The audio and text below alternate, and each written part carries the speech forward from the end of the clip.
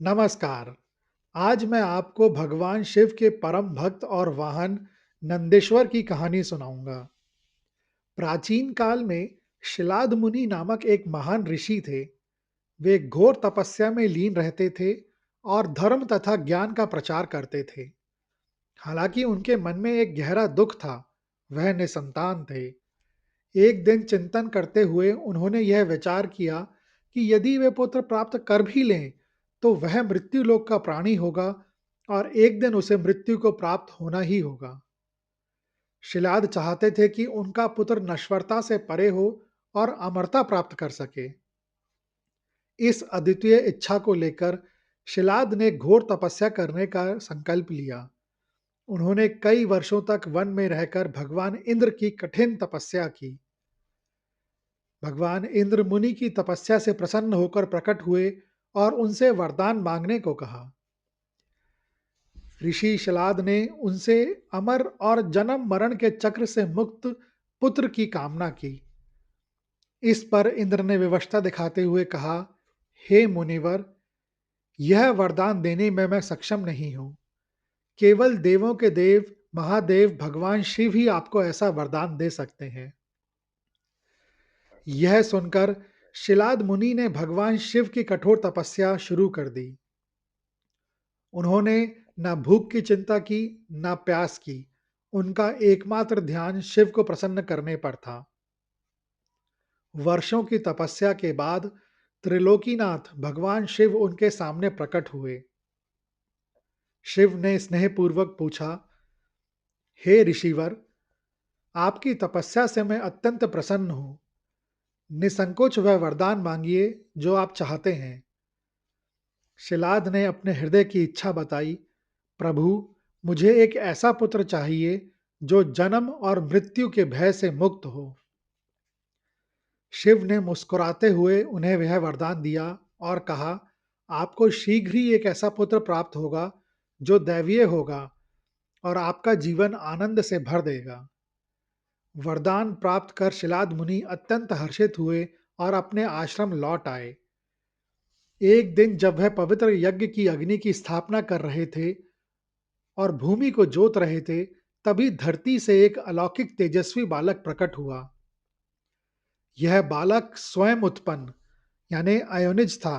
यह किसी माता के गर्भ से नहीं जन्मा था। बालक का शरीर दैवीय तेज से दमक रहा था और वह जन्म से ही दिव्य कुंडल और आभूषणों से सुसज्जित था। उस बालक को देखते ही शिलाद मुनि का हृदय आनंद से भर गया। उन्होंने शिव के वरदान को पहचान लिया और उस बालक को गले लगा लिया। चूंकि बालक के आगमन से मुनि के जीवन को परम आनंद यानी हर्ष से भर दिया था, इसलिए शिलाद मुनि ने उस बालक का नाम नंदी रखा। शिलाद मुनि ने अपने पुत्र नंदी का पालन पोषण बड़े ही लाड़ प्यार से किया। नंदी शैशवावस्था से ही अत्यंत तेजस्वी, आज्ञाकारी और धार्मिक प्रवृत्ति के थे। उन्हें वेदों और शास्त्रों का ज्ञान सहज ही प्राप्त हो गया था। नंदी जब 8 वर्ष के हुए, तो एक दिन शिलाद मुनि के आश्रम में दो महान ऋषि मित्र और वरुण पधारे। शिलाद मुनि ने दोनों ऋषियों का भव्य स्वागत किया।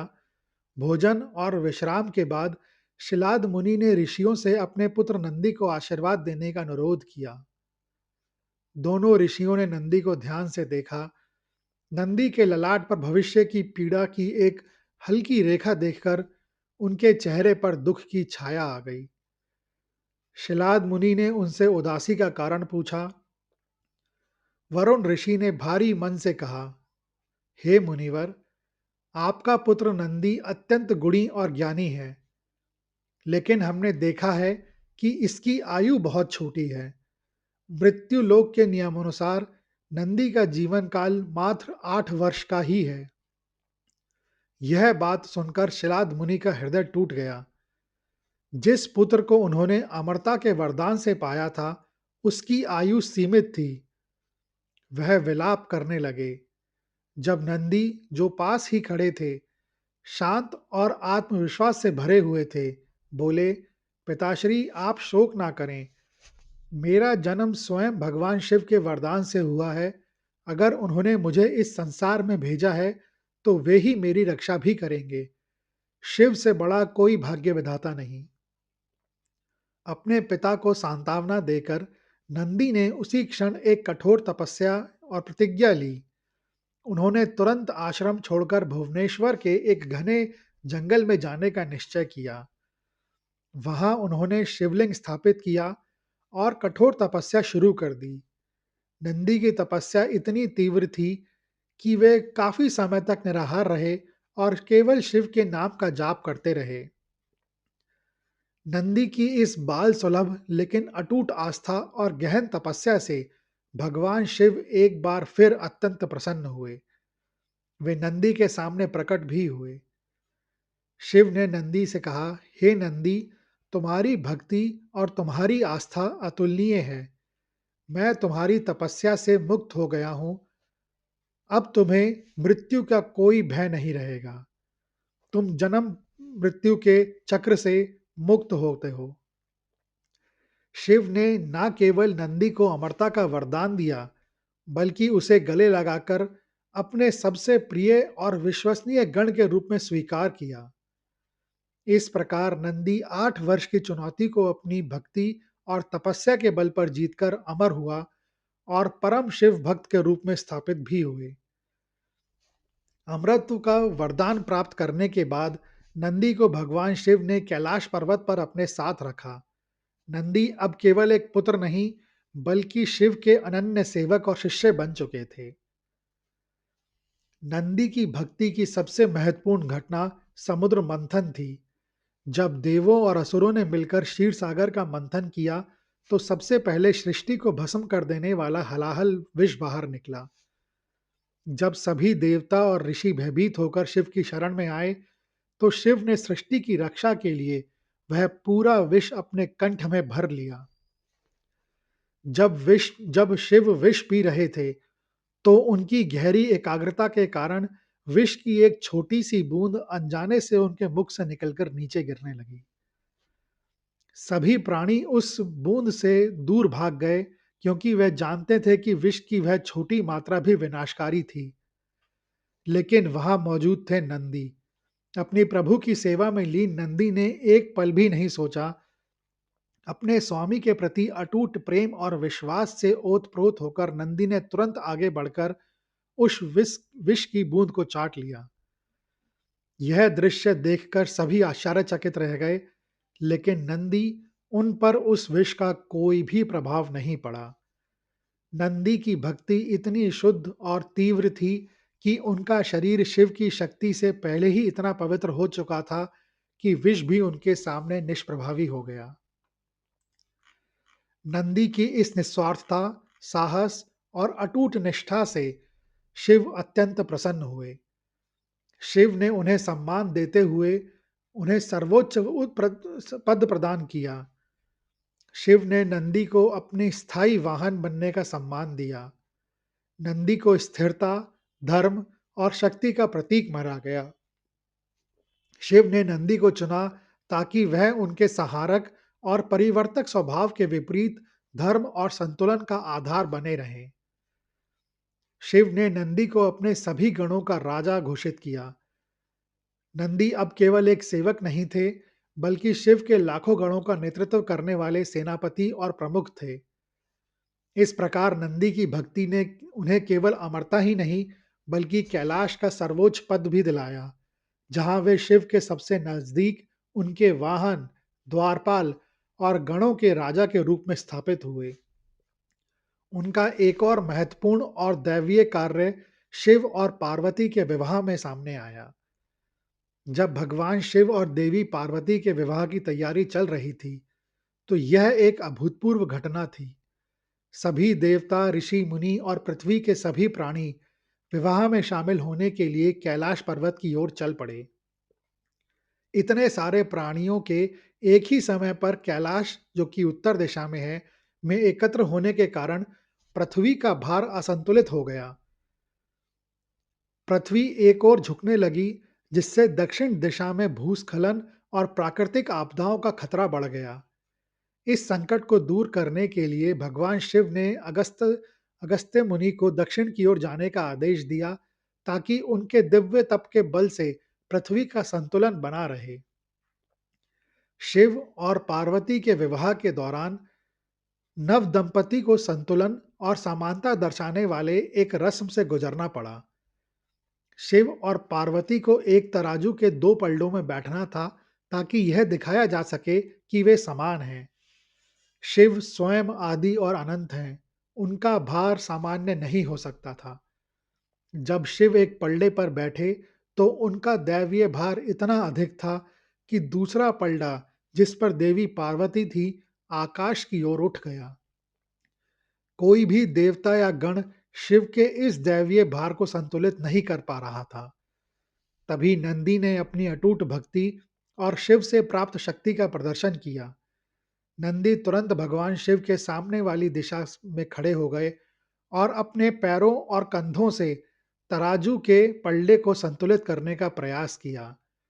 अपनी भक्ति और तपस्या के बल पर नंदी ने सफलतापूर्वक उस दैवीय भार को संतुलित कर लिया, जिससे विवाह की रस्म पूरी हो सकी। यह न केवल उनकी शक्ति को दर्शाता है, बल्कि यह भी स्थापित करता है कि नंदी शिव के भार और उनके धर्म को धारण करने में सक्षम थे। नंदी को चार मुख्य शिष्यों में से एक माना जाता है, जिन्होंने शिव से सीधे ज्ञान प्राप्त किया और उसे आगे बढ़ाया।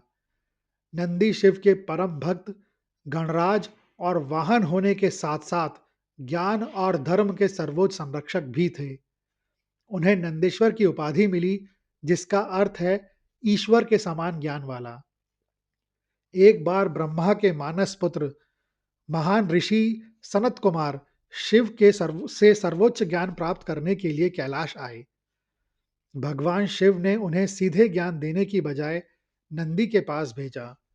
सनत कुमार, जिन्हें नंदी केवल शिव के द्वारपाल और वाहन के रूप में जानते थे, पहले तो संकोच में पड़े, लेकिन भगवान शिव की आज्ञा मानकर उन्होंने नंदी से ज्ञान की याचना की। नंदी ने तब सनत कुमार को रुद्र संहिता और शिव तत्व ज्ञान का उपदेश दिया। नंदी का ज्ञान इतना गहरा, तार्किक और आध्यात्मिक रूप से उन्नत था कि सनत कुमार चकित रह गए। उन्हें तुरंत अपनी भूल का एहसास हुआ और उन्होंने नंदी को शिव ज्ञान का प्रथम आचार्य मानकर साष्टांग प्रणाम किया। यह घटना नंदी को केवल भक्त नहीं, बल्कि एक महान गुरु के रूप में स्थापित करती है, एक महान आचार्य के रूप में स्थापित करती है। कुछ परंपराओं में यह भी माना जाता है कि संस्कृत व्याकरण के जनक पाणिनि को नंदी ने ही शिव के डमरू की ध्वनि के रहस्य को समझाया था, जिससे माहेश्वर सूत्र और अंततः संस्कृत व्याकरण की नींव पड़ी। नंदी की कर्तव्य निष्ठा और धर्म के प्रति उनकी निष्ठा इतनी प्रबल थी कि किसी भी अहंकार को बर्दाश्त नहीं करते थे वह। एक बार लंका का राजा रावण अपने बल और तपस्या पर अत्यंत अहंकार से भरकर कैलाश पर्वत पर आया। वह शिव को प्रसन्न करने के लिए पूरे कैलाश को उठाकर लंका ले जाना चाहता था। जब रावण ने पर्वत को उठाने की कोशिश की, तो नंदी ने उसे रोका और चेतावनी दी। अहंकार में चूर रावण ने नंदी का मजाक उड़ाया और उन्हें वानर मुख कहा। रावण के इस अपमान से क्रोधित होकर नंदी ने तुरंत उसे शाप दिया, जिस वानर का मजाक तुमने आज उड़ाया है, वही वानर जाति तुम्हारे महान लंका और तुम्हारे सर्वनाश का कारण बनेगी। यह शाप बाद में रामायण काल में हनुमान और वानर सेना के माध्यम से पूरा हुआ, जिन्होंने लंका को जलाया और रावण की हार का निर्णायक भूमिका भी निभाई। मंदिरों में नंदी की मूर्ति हमेशा भगवान शिव के मंदिर के मुख्य द्वार के सामने बैठी हुई रहती है। यह नंदी के अटूट समर्पण को दर्शाता है। वह हमेशा अपने प्रभु की आज्ञा और दर्शन की प्रतीक्षा में बैठे रहते हैं। यह भक्तों को सिखाता है कि उन्हें भी भगवान से कुछ मांगने की बजाय निस्वार्थ भाव से उनकी सेवा और प्रतीक्षा करनी चाहिए। यह कहानी सुनने के लिए धन्यवाद। अगर आपको यह कहानी अच्छी लगी हो, तो कृपया इस वीडियो को ज़्यादा से ज़्यादा लोगों के साथ शेयर करें, लाइक करें व चैनल को सब्सक्राइब करें। कमेंट्स बॉक्स में लिखें, ओम नमः शिवाय।